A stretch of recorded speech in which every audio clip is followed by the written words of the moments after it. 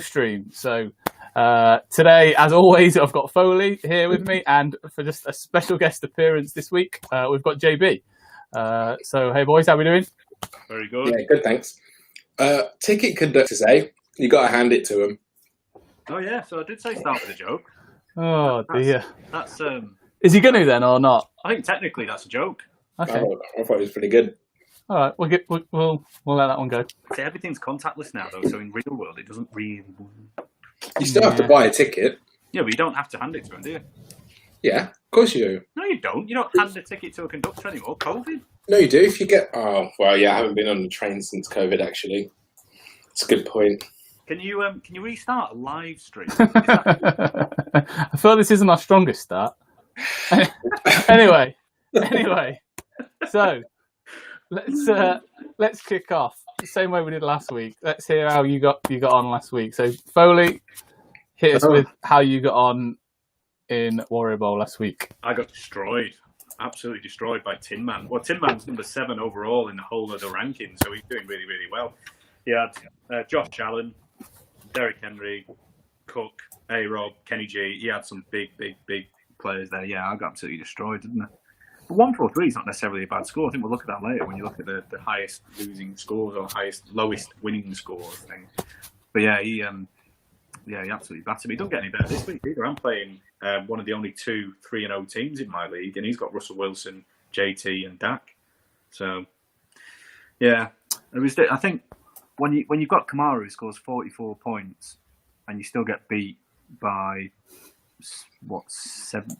50 points, that's just a bad week, isn't it? It's not a great week, is it? It's not a great week. Leonard Fournette, who told me to draft him? Oh yeah, that's bad. Don't know. He's not practicing this week either, is he? So he might be out this week, which is not good news. Well, I think Tin Man's a good shout for going towards the top of the league. I mean, Josh Allen doesn't look like he's going to slow down. Henry doesn't. Cook's still good. A-Rob's going to go up with Foles. So he looks like he's a good shout for getting towards the end of this competition, doesn't he? For that team. So it's no shame, I suppose, to lose to someone with that kind of thing. Yeah. He put up a good score. Yeah. So is an appropriate time, given that he's on your roster, to mention obviously the big news today is Tennessee and Pittsburgh game getting canned. Yeah. So you've got Roethlisberger.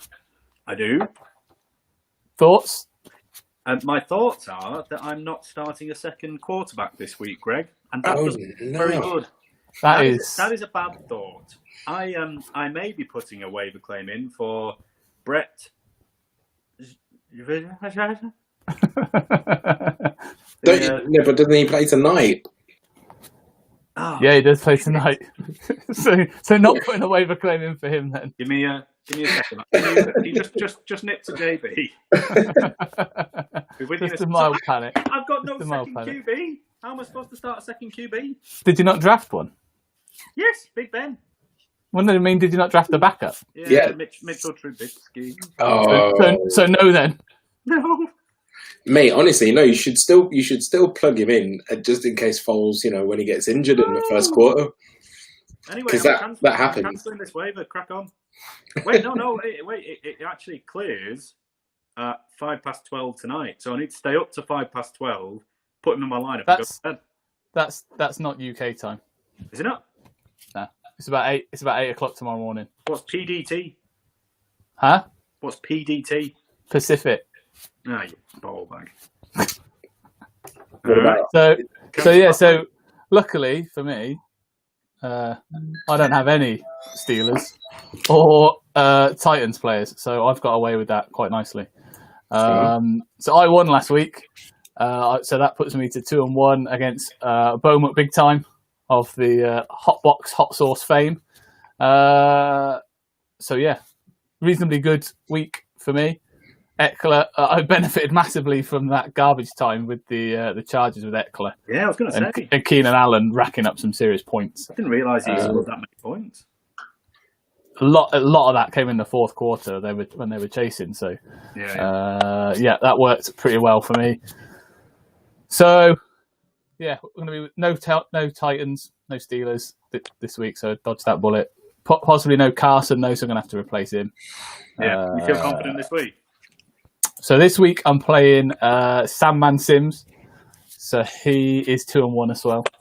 So I'm 76th overall. He's 126. So I've put up more points than him so far, but obviously still both 2-1. So I think it's going to be. I think the projections have me to lose quite heavily, but I think it'll probably be a tight one, I'd imagine. Yeah. But yeah, so not too bad. Win last week, 2-1. Caught you up after you were gloating last week. You're being a 2-0. So I know. Yeah, I'm going to be what 2-2. Yeah, 2-2. There's no way I'm winning this week. Not a chance. So we'll look at a few other matchups, same as we did last week. But before we jump onto that, there's just a couple of stats as to where we are after 3 weeks. So currently there's 33 teams out of 240 that are still undefeated. And there are 32 teams that are yet to taste the sweet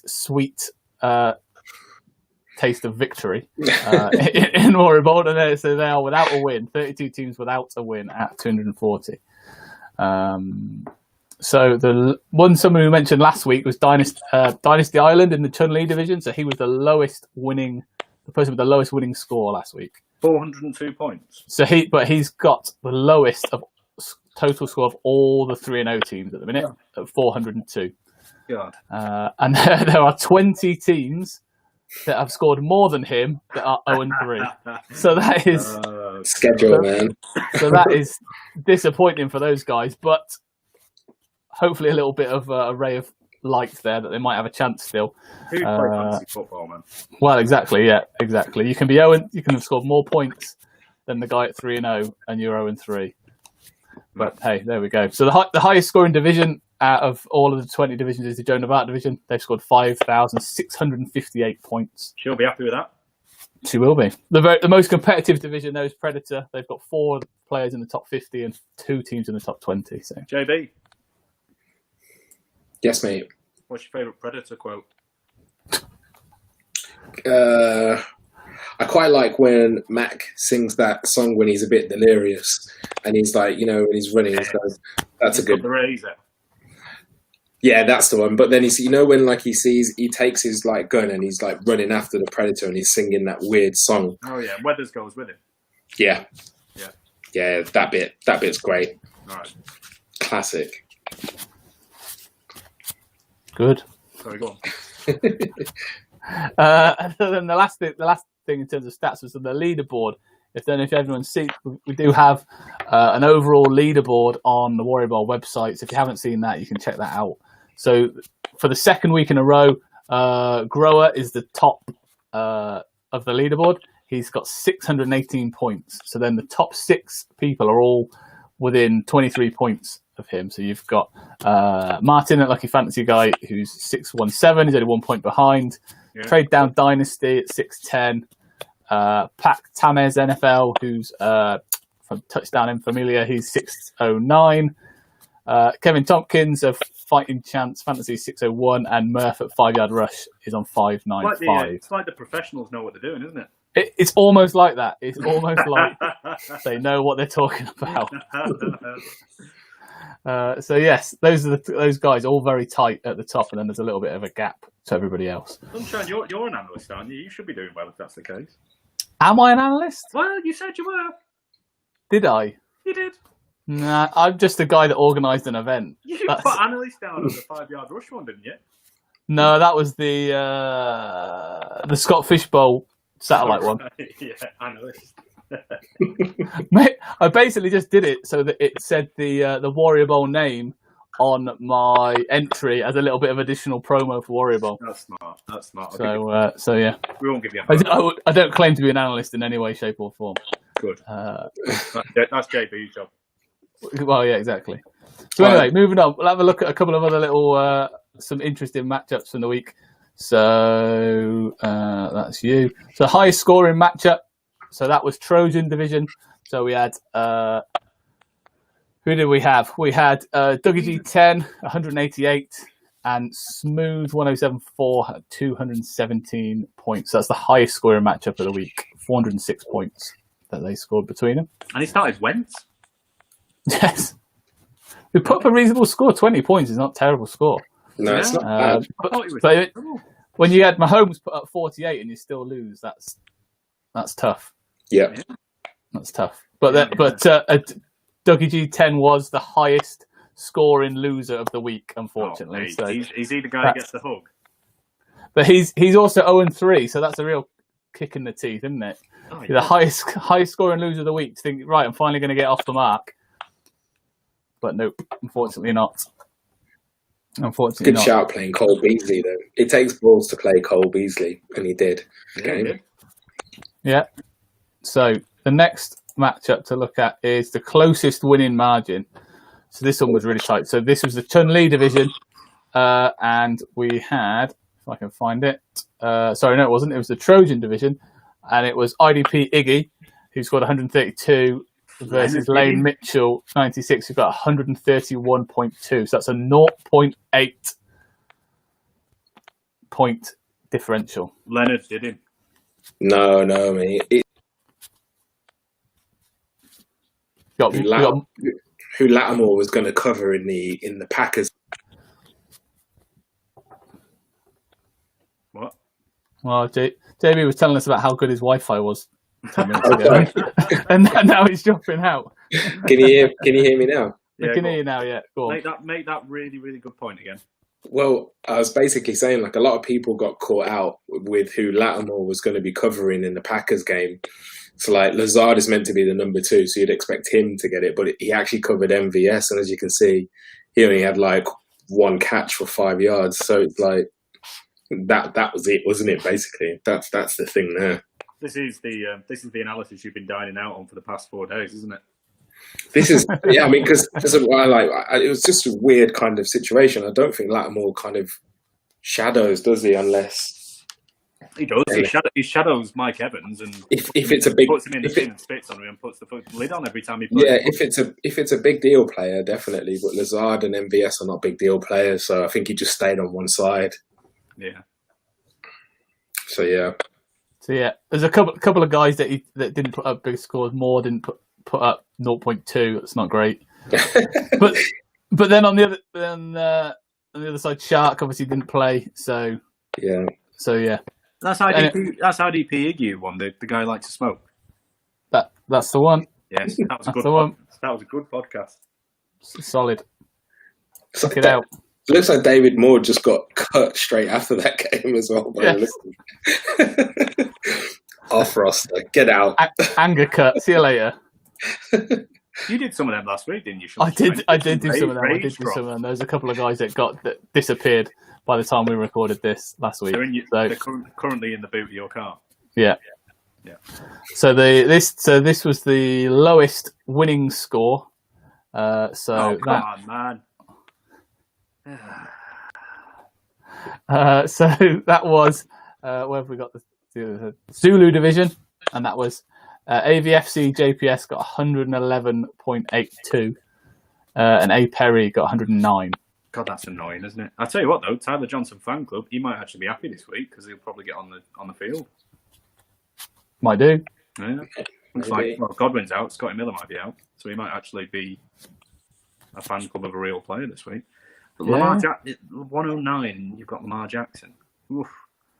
Yeah, Jackson let a lot of people down last week. Yeah, with that score. Didn't look good either. But that's it. So luckiest man of Warrior Bowl week 3 was AVFC JPS with the lowest winning score of anybody. Good man. Yeah, if you can't be good, be lucky. Yep. As they say.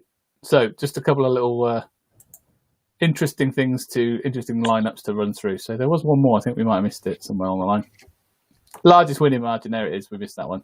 Whoa. So that was the Chun-Li division, and that was Trade Down Dynasty, who is we've already mentioned, is right at the top of the leaderboard. And Bogman from ITL struggled last week with 90 points. So 109 was the winning margin. He's already dead. But last week's highest winning margin was about 145, so it's nowhere near that level. But Yeah. 109 is also how old Adrian Peterson, Mark Ingram, AJ Green, and Larry Fitzgerald are all together. So, look at that. Yeah. That is an old team. That is an old team. But yeah, so there we go. There's a couple of interesting matchups to pick out and have a look at. So the other bits we're going to have a look at from last week. So waiver wires, it wasn't quite as chaotic of a waiver wire as last week, thankfully, without so many injuries. But these are the big guys, all the guys that went for the most across all the divisions. It physically hurts me to look at Nick Foles. Physically hurts me. You should have been spending that 85 fab to pick him up. When the waivers went through yesterday morning, I looked at it and I thought, why the fuck didn't I go for Nick Foles? I just didn't, and I don't know why. Maybe that's why I'm not very good at fantasy sometimes. I just didn't go for it. I went for Brett instead a day after I should have. Madness. Well, yeah, Foles went for a lot in most leagues. Yeah. $85 was the highest that he went for. These are all the highest that they went for across all the 20 divisions. So, Brian hit up some points. He looks like he's going to put up some big points, though. The role he's going to play. Yeah, man, he's good. He's not bad. Yeah. Did you guys see? Did you see that? Did you see that video where it was kind of like behind the scenes in the huddle when he was talking to Anthony Miller about that final catch? No. Did you see that? Oh, no. You got to see that. Basically, he just says to Anthony Miller, he says, like, look, they're going to blitz me. Just run to the L in the ATL on the field, and I'll just throw it up and you catch it. And he just threw an absolute dime. It's like a really good little bit. Like, you just see how cool he is in those situations. The thing is, those sorts of situations where you come into that game, you're down by whatever they're down by. There's no pressure, is there? It's easy. You can come in, you just play loose, you just put it up there, see what happens and see how it goes. And you can't really come out of that scenario badly, can you? You either give it a bash and it goes badly and people write it off and say, well, we were in a shit position, you gave it a go, or you end up the hero, which obviously you did. So I saw the video of like side by side, Mitch and Foles doing the same play, and Mitch being like an actual physical bin trying to do it, and Foles just nailing it. The difference between the two is massive. I should have picked it. I should have picked any QB, really. It'd be interesting to see how he gets on. Yeah. So yeah, other notable ones. So Nick Mullins, $50. Probably a big surprise that he got picked up. Brian Hill, $55. That's probably the biggest by a distance that anyone spent on him. Gaskin, Beasley, Philip Lindsay. Although I think it looks like he's probably not playing tonight. I think he's out. He's out again. So that's probably an unfortunate timing of that pickup. Hyde, understandable, makes sense that he's going to be picked up with the question marks on Carson. Although I think they're hoping he's still going to be able to play, aren't they? Yeah, I think he's good to go. Apparently, he's questionable at the moment, isn't he? But yeah, I think they're hoping. I'm hoping because I've got him in my lineup. So yeah, he might be on a snap count, but he looks like he's going to play. Was it us three that put bids on Travis Homer in that Dynasty League this morning? Yes. Yes. I won with a bid of 2. Yeah, I think I bid 0. I was 2, JB was 1 and you were 0. No. I think you bid 5, Foley. I bid 2. Sunshine was 0. That's how championships are won. Definitely, without doubt. With Travis Homer. But yeah, there's a few of the waivers that went through this week. So yeah, not quite as chaotic as last week's waivers, but even in spite of that, Foley still managed to fail to pick himself up a second QB. T. Higgins is a good pickup there. I quite like that.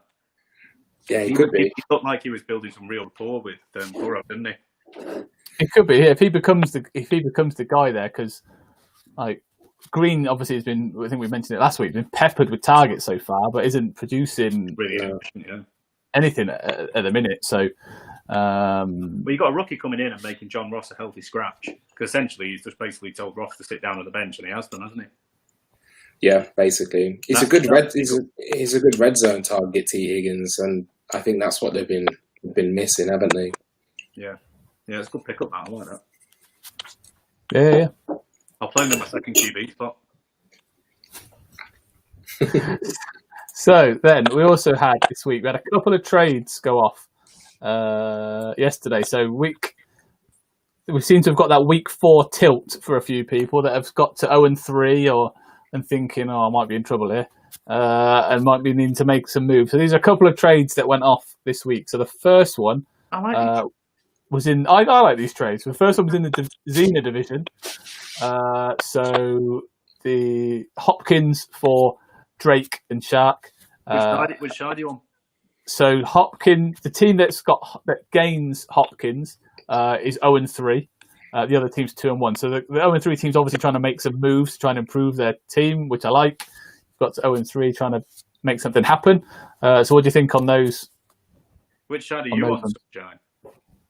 What do you mean? Which side are you on? Who are you taking? I'd probably Hopkins. I'd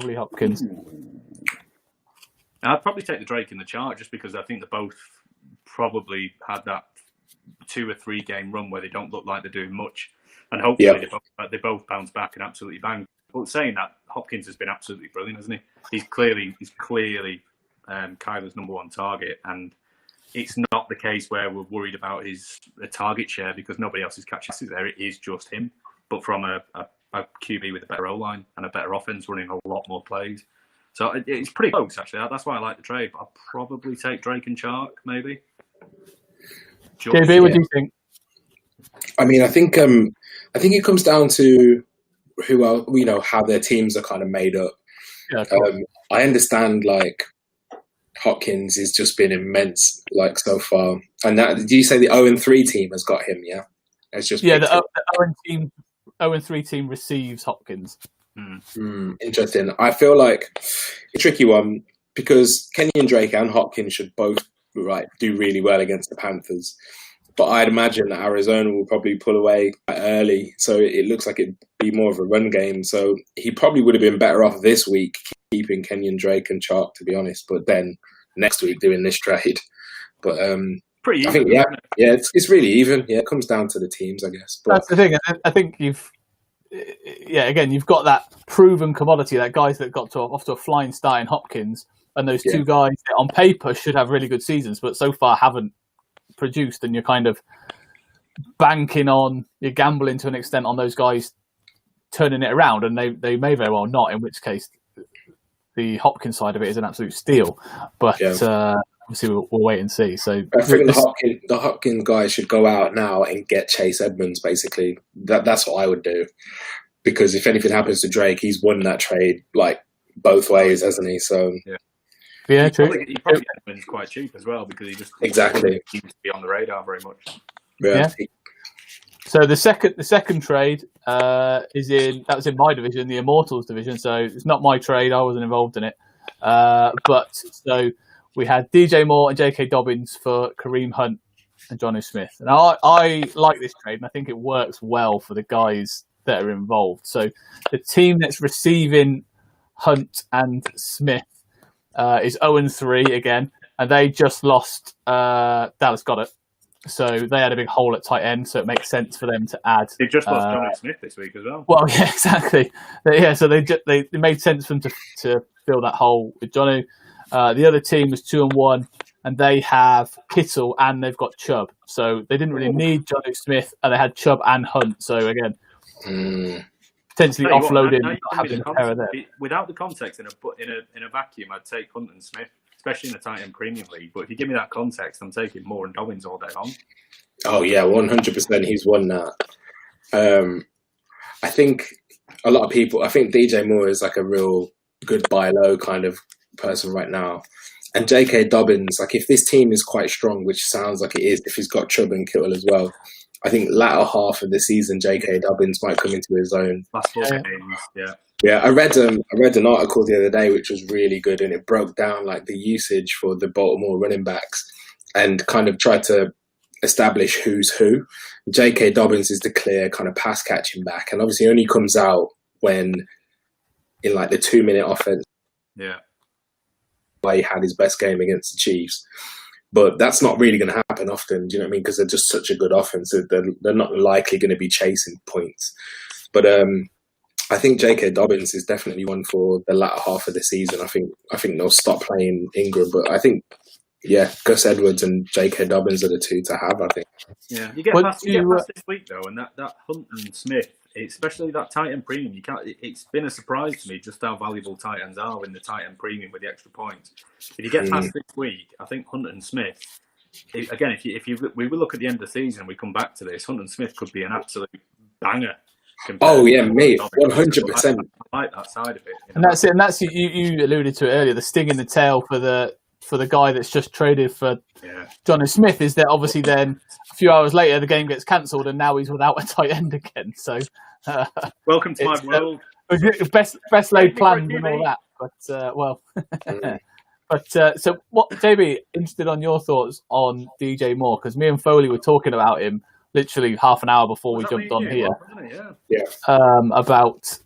About DJ Moore, because another league that I'm in, he's been dropped. He's on waivers. Madness. So we were discussing what you think is.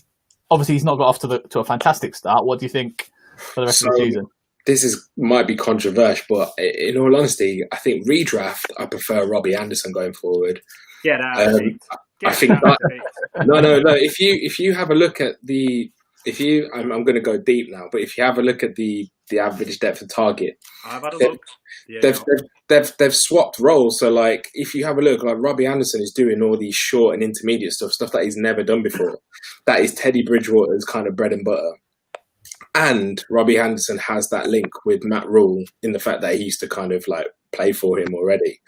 You can kind of see like how Robbie Anderson's being used the way that DJ Moore should be used, and he's playing really well. If you have a look at Robbie Anderson's scores over the last 3 weeks, mate, he's smashing it. He's like so good. He's so much cheaper than DJ Moore as well.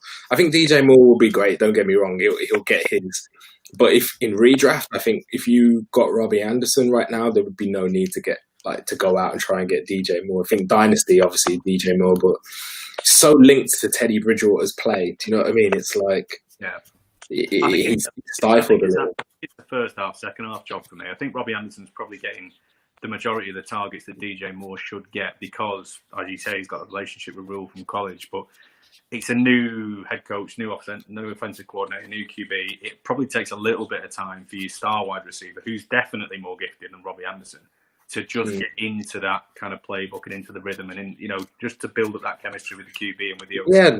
But I think come second half of the season, you're going to see DJ Moore explode, I think.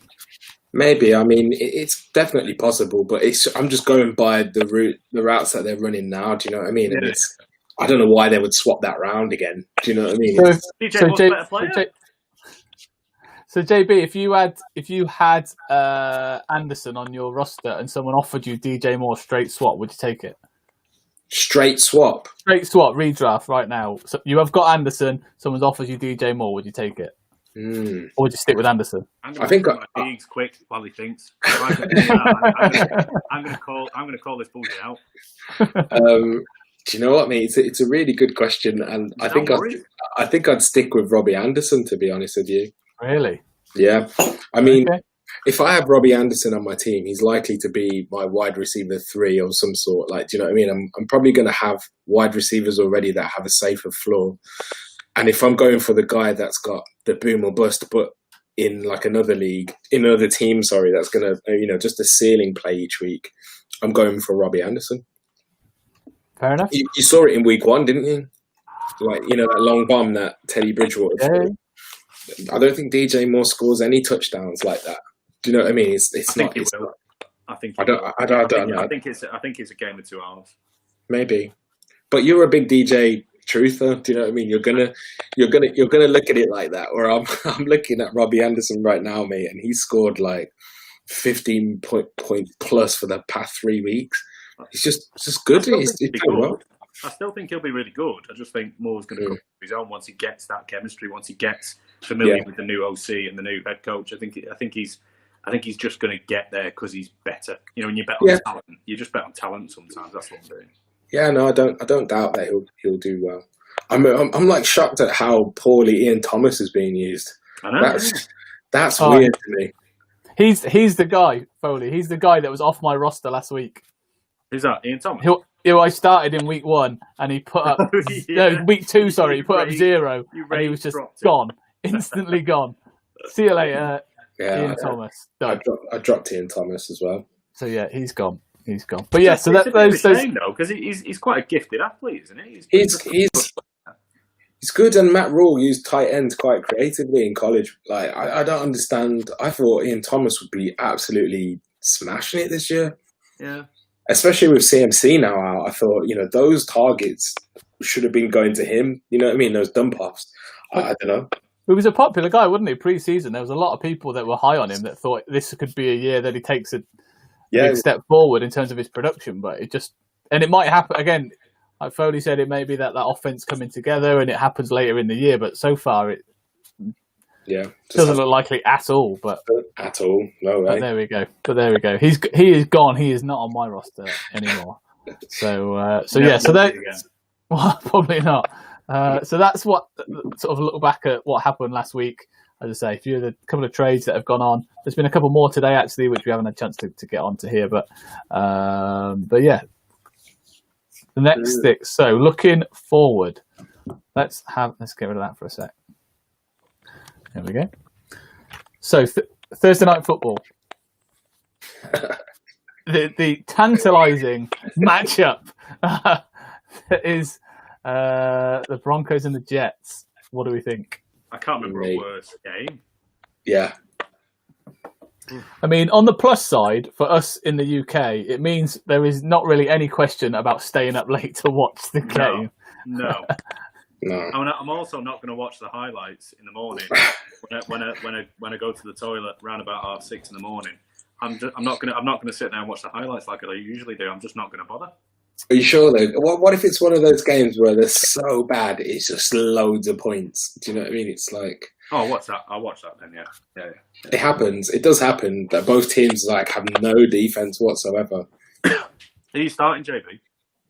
The only person that I would play in this game, maybe, is Judy, and that's it.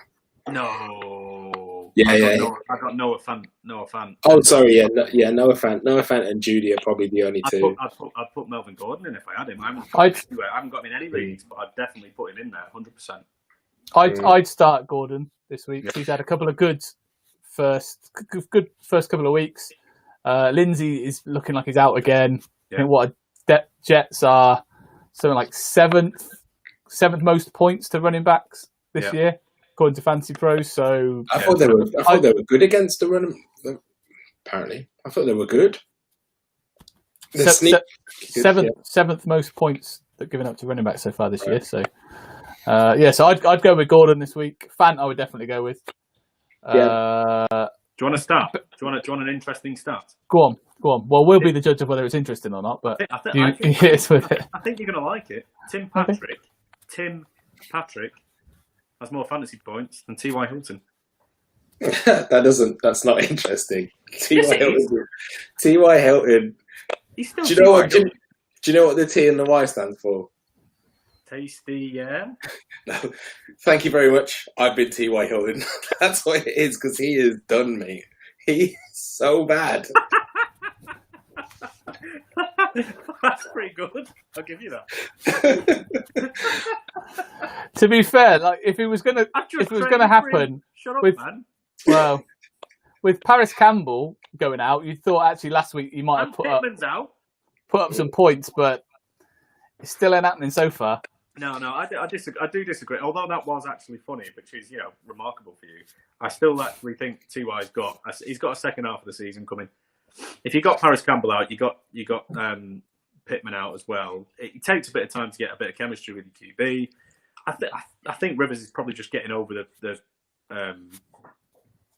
PTSD of last year, getting absolutely battered with having no O-line. Now he's got an O-line. I think he's probably going to grow into the fact that he can actually take the time to throw the ball. Maybe. I think the trouble is, I think he will have moments throughout the year, but it's whether he's going to have enough consistency that you're going to feel confident putting him in your lineup.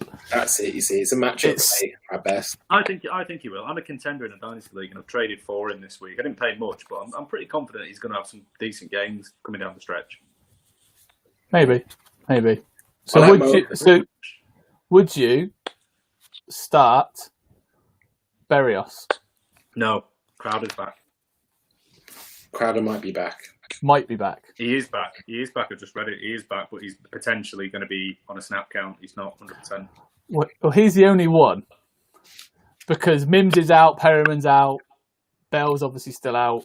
I'd play Berrios still. He seems to be. He's had 2 great weeks. But Berrios is Crowder's role, though. So if Crowder is back in any shape or form, then you're splitting what is potentially not. Has Berrios been in the slot? Has he been playing in the slot, Berrios? Yeah. Oh, okay. I thought he was out on the edge. That's why Crowder was doing so well points-wise in a terrible offense, because that's the only place where they could score points. Yeah. Would you be tempted to play, if you were desperate, the Bellagio? No way.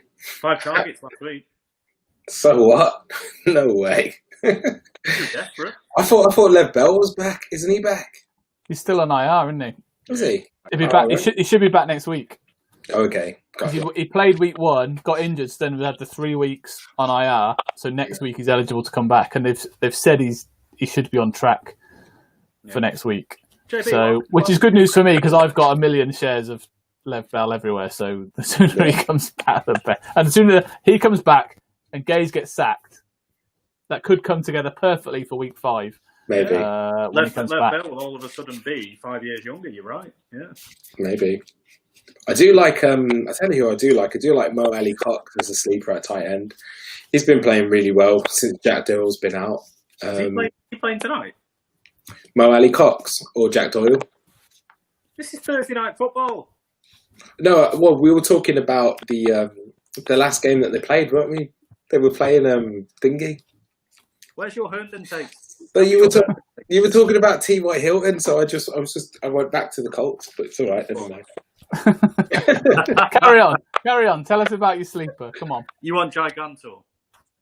Yeah, no, I was just saying, like, you were talking about T.Y. and Mo Ali Cox, I think, has been Rivers' kind of favourite red zone target. He's been quite a good little sleeper. But, yeah, back to this game. Is Hamler playing or is he out as well? Pass. Don't know, actually. But was he?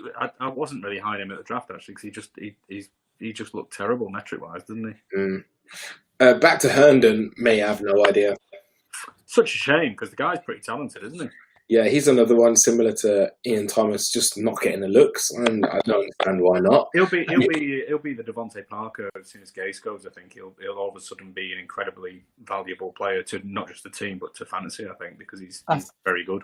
It's gonna be interesting to see what happens when Gase goes, because he almost certainly is going to go. Yeah. When they do that, we'll see. But it's going to be interesting to see what happens to those guys like. Yeah. Herndon, that there's been a lot of hype about, Lev Bell, even Darnold. Who I think Perriman could be a shout. Yeah, like Darnold's shown some glimpses, and obviously there's that clip that's done the rounds on the internet of him escaping that sack, rolling out, throwing it back against the grain, which is a fantastic play. Yeah, but it'd be interesting to see how he gets on if he gets in with a coordinator that can actually run an offense. Yeah, and he's still, and like there's that well-known kind of fact that Sam Darnold is still a year younger than Joe Burrow. Do you know what I mean? And he's been in the league 3 years now, right? But he's also seen ghosts, and so would you if you have to learn the game for a couple of years. He also got mono, which is just like snooching everybody. JB, breaking news. How do you feel about this? Calvin Ridley didn't practice today. That's a Falcons fan who is very close to the edge of jumping up and becoming a Saints fan. How do you feel about that? I know Julio is back this week, so it's one of those really. Calvin Ridley's just been immense, hasn't he? If he's not practicing on Thursday at all, not even limited, that's... Mate, he's just tired. He's been doing everything. he's got the team like this. It's on his back. Like I read before the kind of league started, people saying like draft Calvin Ridley as your number one wide receiver in round 4 or whatever, and be absolutely kind of happy with it. Do you know what I mean? And like no one's going to do that if Devontae Adams and people that you would usually go for are up there. but it's proven, it's spot on. Like those two are both wide receiver ones on the same team. Matty Ice throwing the ball that many times, and he's just got a really good nose for the end zone, hasn't he? He's just a savvy. You don't want to miss this with Jamal Adams out as well, though. He's got like a free pass to scoring all the points in the world, hasn't he? You just don't. Especially with Julio struggling. If he's struggling with this hamstring or whatever it is that he's struggling with. Yeah, I mean, we're just such a frustrating team to support. I mean, everyone's kind of been through it recently, but you have that much firepower in the pass game. Like even Russell Gage has been boiling out. You know what I mean? And it's like, and I think Hurst is just going to get better and better. To get those leads and have those 98% win like probabilities in the fourth quarter and lose. Oh my God! We didn't want this to become a Falcons like misery monologue, but I suppose you can't help that. Whenever you got a Falcons fan on anything, it's going to become a misery monologue. So yeah, well that's what happens, dude. When things are just about to finish, it all goes to shit for us. To be fair, at least you got pegged back by a high power offense in the Bears. So there's no shame. There's no shame in getting gunned down by the Bears, is there? Didn't Jimmy Graham? Didn't he score against? You made the Bears 3-0. Yeah, I know. They're feeling good. They're feeling good right now. The Bears. They're definitely feeling. That's good. I'm intrigued to see how the Bears get on the rest of the season with Foles, and because they've got some talented players. They've got Robinson, they've got Miller, they've got Montgomery. Say his name. Montgomery. They've lost Cohen, who's a big part of their offense. But not when you've got Monty everywhere. That just means more passes. I'm fine with that. Maybe I'd be good to see what these other guys are like. That Artavis Pierce guy, and I don't think. Yeah, no, Ryan Law. He's mainly a special teams guy in it, so I don't know what he'd be like. But I don't know anything about this Artavis guy. He could be good. We'll see how they go on. So anyway, looking ahead to this weekend. So again, last week we started the first ever Warrior Bowl DFS contest. So there was 15 people in that. We start small. Didn't see how we get on. So last week's winner was Rearview Mirror. So well done to him. Did he really? He did win. Yeah. How much he won? He won by a distance as well. Really? Yeah, he won by quite a distance. He's a shark, that kid, isn't he? The runner-up. Apparently, I didn't write down the name of the runner-up, so that's a poor effort. Could be anyone. It could be anyone. I'll tell you. It definitely wasn't you. I know exactly where you finished, and it wasn't second. It was Big Red. That's who won. Big Red Flink. He scored. He came second, and I came third. Foley, you came 11th. So out of 15. Out of 15. So the contest between you and I won by a distance. You paid me 80p, so you can do well. You did take 80p off me the week before in our dummy run, so congratulations on that. I'll take that. So yeah, week 4 though. Oh, actually, so before we go on, so forgot to mention last week that the DFS contest, we're going to do it every week between now and the end of the season, and whoever gets the highest weekly score across the whole season will get a guaranteed automatic invite to Warrior Bowl 2021 next year. You just want it to be yourself, don't you? Well, I'd like to think I can get myself an invite anyway. Well, as the organizer. Well, but you want to guarantee it, though, right? Well, exactly. I want to guarantee it, so I need to try and win it.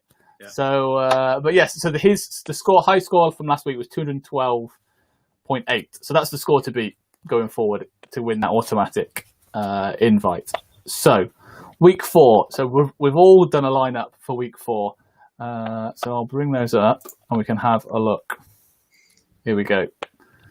So there's a lot of similarities in there, actually. So I went with Stafford, Henderson, Robinson, Cooks, Golladay, and Woods at receivers.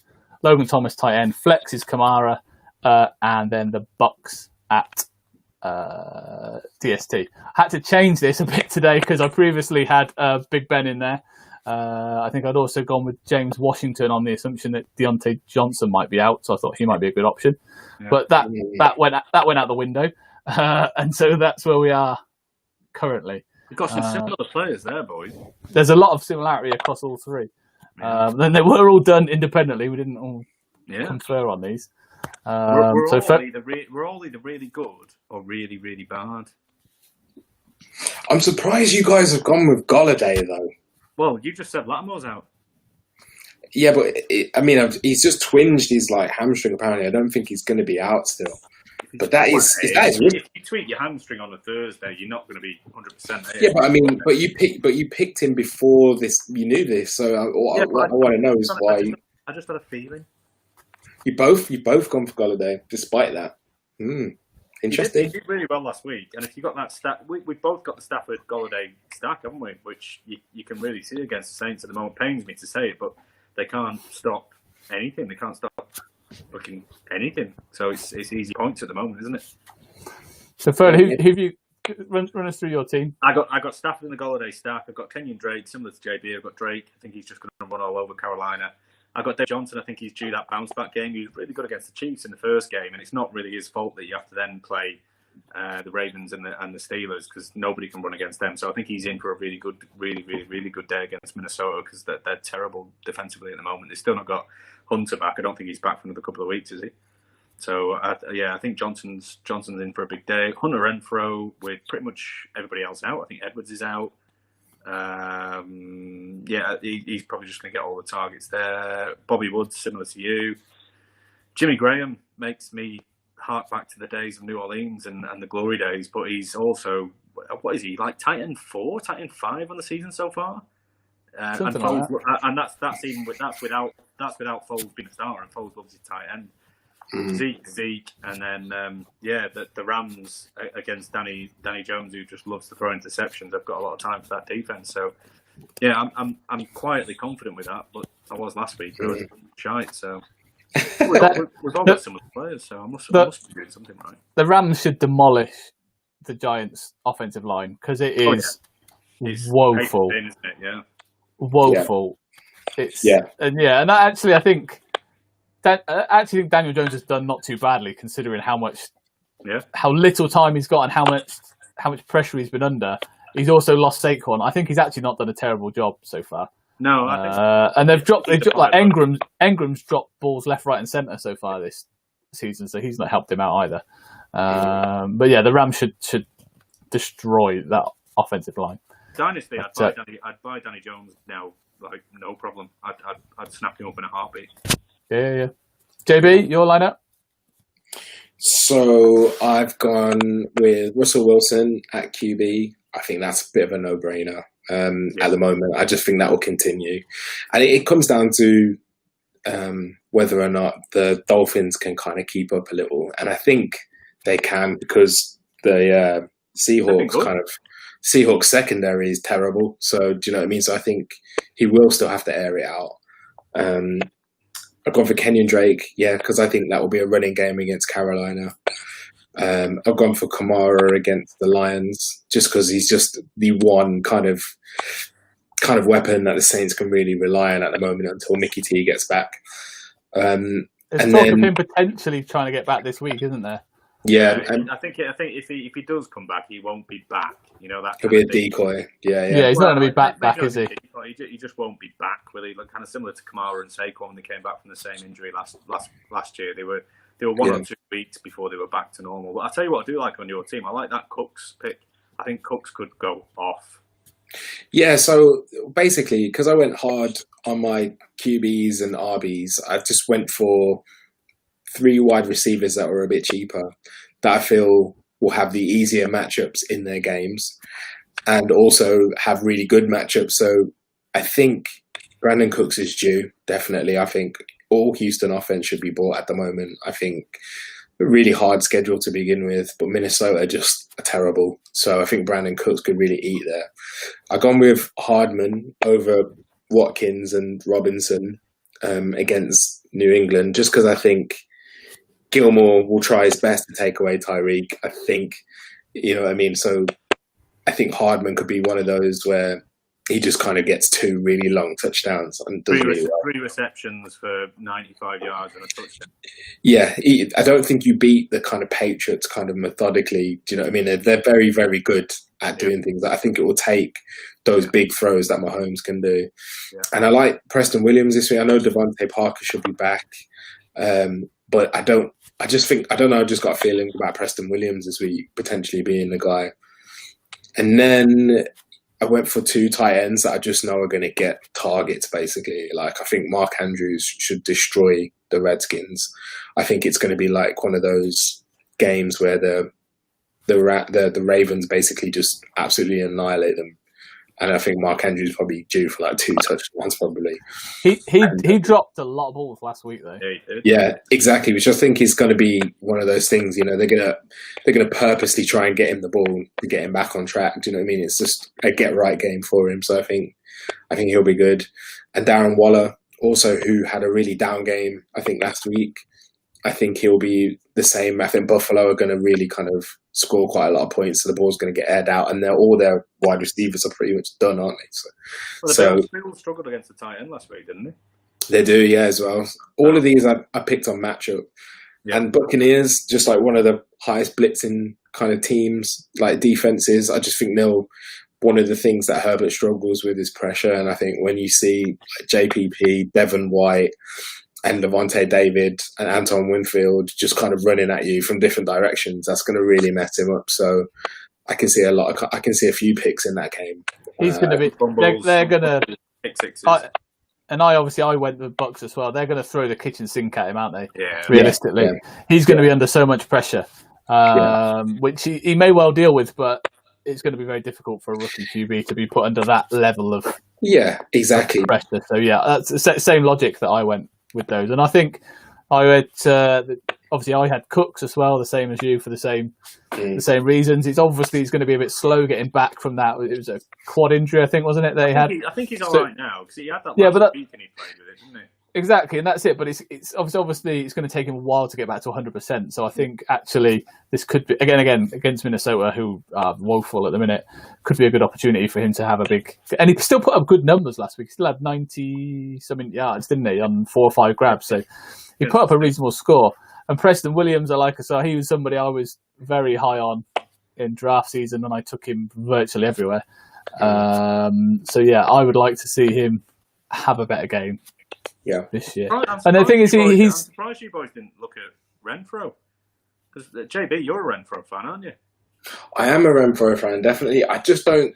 Apart from that touchdown he got last week, he doesn't get the valuable targets. He's not a red zone guy, and I think that's a Waller thing. Do you know what I mean? I like him though. I think he'll do really well, especially since there aren't any other pass catchers there. Yeah. I can see Jacobs doing really well. Receptions wise, but he was a bit too expensive for my flex. So some good teams there, boys. Interesting teams. Yeah. So we'll see where we all end up. Yeah. Next week. So we'll post same as last week. We'll post the link on Twitter later on today to the DraftKings contest. We've increased it this week from 15 to 20, so there's a few more places available. There is a little bit more prize money available as a result. And obviously, we're still, whoever gets that highest weekly score by the end of the season will get an automatic invite to Warrior Bowl next year. So sweet. So yes, so that is us for today. Foley, did you have JB, some sort of random question for us? Random question of the day. JB. Yes. Where you are, Ken? Ken Masters, 100%. Why? It's just, I just like a little bit of showmanship. Do you know what I mean? I love Ryu's backstory. If you're going like a true warrior, definitely Ryu, 100%. But if you want a little bit of flash, you want a little bit of flair, you want the guy with the girl, the fast car, it's Ken Masters, man. He's the guy. Always has been. Okay, it's good, but it's the wrong answer. The correct answer is Sagat. Because he's got basically the equivalent of Hadouken, but he's also got the low Hadouken. He's got the equivalent of the Shuriken Punch, but he's also got the greatest move in the whole of Street Fighter 2, which is... What? The Tiger Knee? Of course it's the Tiger Knee. Nah. Yes, it is. By far and away the greatest move in the whole of the game. The Tiger Knee. Do you reckon? Yeah. I don't know, man. I think Chun-Li's spinning bird kick has got to be up there. Yeah, it is up there. It's number 2. Oh, okay. Yeah. Just defies, physics 100%. That's why she's got her own division. There you go. Very true. Very true. Yeah. She's great. Division. Sagat would beat both their asses easy, man.